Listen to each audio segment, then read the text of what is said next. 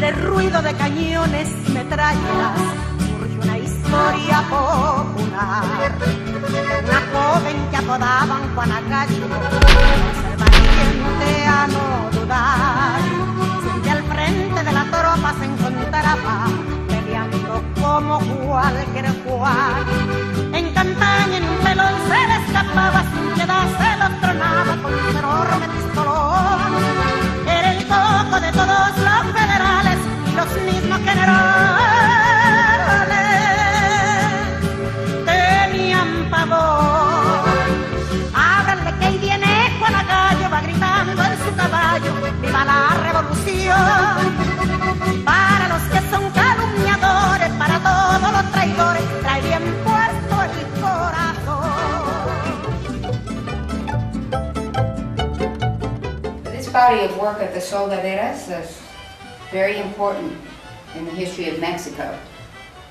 Like Elena Poniatowska says, without the Soldaderas, there is no Mexican Revolution. They kept it alive and fertile like the earth. So I'm trying to continue to keep them alive in my artwork, in my paintings.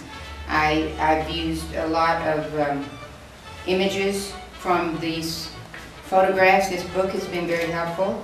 And the songs, the Mexican songs, I've tried to use some of the words in my work. And I've used dirt and from the trails where these battles took place, rocks, all kinds of things impressed into my work so I can keep them alive.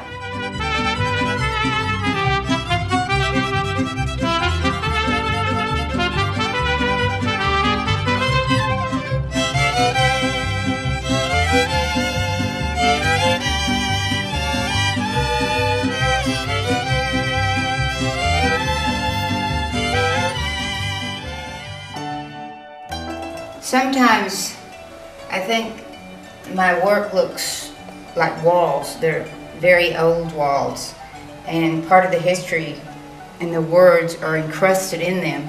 And I like to have these girls are like ghosts, and they appear in the walls, and they've been there forever. Something I always have to do is get back from my work and look at it from a distance, and then see what it looks like when I come. Most of the time the women had no idea where they were going. They just went. There was no plan. They had no idea where they would be the next day, where they would sleep, or what they would eat. This is the most famous photograph and image of the Soldaderas. You see her everywhere, and she's sort of the icon of the revolutionary women. So she's easily recognized, but I want to present her in a different way. So that's what I'm trying to do here.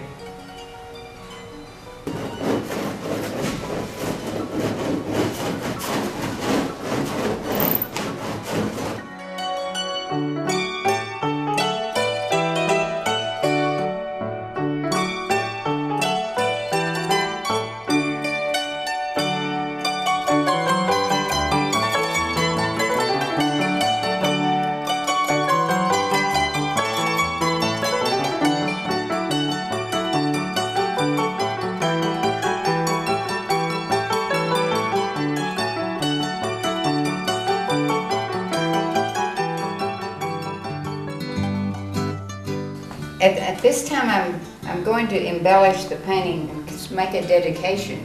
I usually have some words that I start with in my work that inspire me. And this particular painting, if you recall, we burned the image all the way to Zacatecas and passed on this battle path.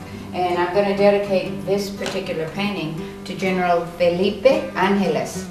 He was the right-hand intelligence man. He was very strategic in Villa's plans for battle. So I'm going to put his name here. And at one point, when Villa won in Zacatecas, there was a telegram that he sent back to Huerta because he had received the same telegram years before on the death of Madero. And this telegram said simply, Viva la República. As I began painting on this piece that's dedicated to Ángeles, I recognized that these are angels. This word in Spanish means angels, ángeles, and the women that were soldaderas were really angels to the revolution. There were so many of them that go unnamed, but some of the names we know are Caritina, Petra, Valentina, Adelita, and Juana Gallo. So this is dedicated to them also, the ángeles of the revolution.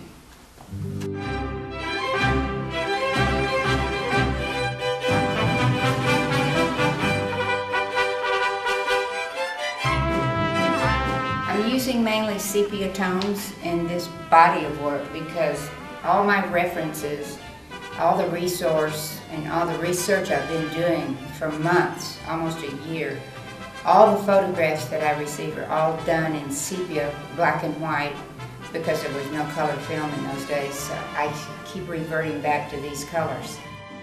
And I'm going to let this dry for a few minutes and come back into it with some other tones of sepia. The technique I'm going to use now is a very old, ancient actually, technique. It was used by the Egyptians in their sarcophagus. It's a wax technique that you use natural waxes, and then you add something that hardens them, like a varnish, carnauba, and then you add your color by, you take a pigment and you add the color. You can use oil paint or you can use powdered pigments, which is what I have here is powdered pigments. So I'm going to put one layer of this, and then I'll show you how to make it move on the canvas. So there's no way to tell. There is not just one kind of woman that fought in this revolution. If you could see the amount of heavy equipment they carried, sometimes up to 50 kilos.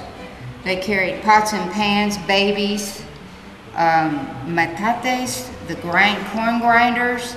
They carried everything on their backs, and few of them had horses or burros. Most of them walked. But they're a brave group of women. I think what I'm working on, since I work in layers, I mentioned that before. I work one layer on top of another, on top of another, and it's the same as history. There's layers of history and layers of history that build on one another, and this is about my third or fourth layer on this painting, and I feel like I've on this last part that I put on, I need to join some of it. It's a little bit scattered, and it bothers me. It's a little busy, but only I have to get back from it to tell that, and so that's what I do.